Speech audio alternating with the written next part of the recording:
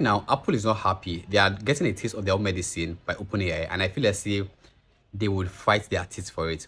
One of the things that's currently happening is that Apple is suing OpenAI for what you call intellectual property, and they are claiming that OpenAI has hired some of the best engineers from their team to build a very, very competitive product like they already have. Now, let me give you guys a bit of background story about Apple.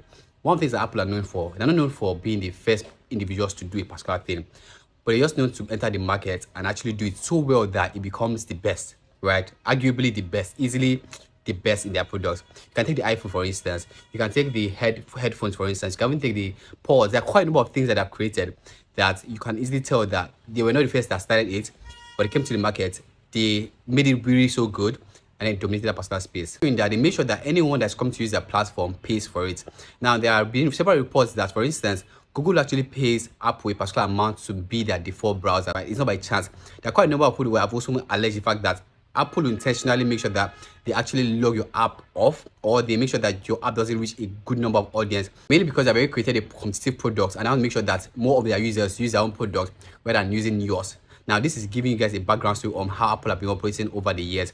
Now, one of the key things about this, OpenAI right now understands that for you to be able to dominate the market the way you should, you cannot allow the hardware of your products be dependent on another company. So when I say that Google actually pays Apple a particular amount to make sure that it's used as the default browser on their platform, well, OpenAI understands this, and one of the things they're currently planning to do is they're building a hardware that can actually run OpenAI on it, right? The likes of ChatGPT and other things they're working on, another product they're building to make sure that it works on the hardware. Now, this is a very, very simple playbook, mainly because what this then do is the fact that it actually takes control of what the hardware becomes from other big companies, right?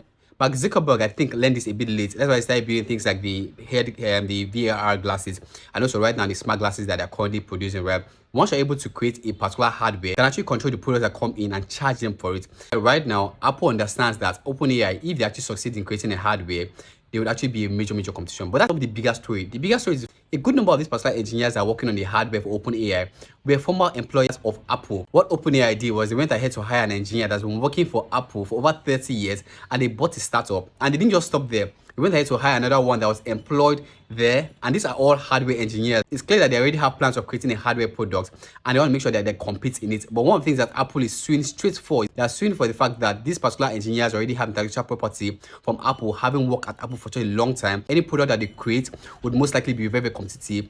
And also, there's also like allegedly, this particular engineer stole information when they were still working at Apple to be able to use that OpenAI. So this is going to be a long case. I'm looking at, if this goes Apple way and Apple wins this case, is to see Apple get information about OpenAI and dig into their books and also understand exactly how they've been able to build their hardware and also what they've been working on, and a good number of information that they will most likely not want it to be in the public. But now Apple will most likely have access to these particular documents, and I'm just looking forward to how this plays out. And this is clearly a Apple versus OpenAI. Fingers crossed how this plays out.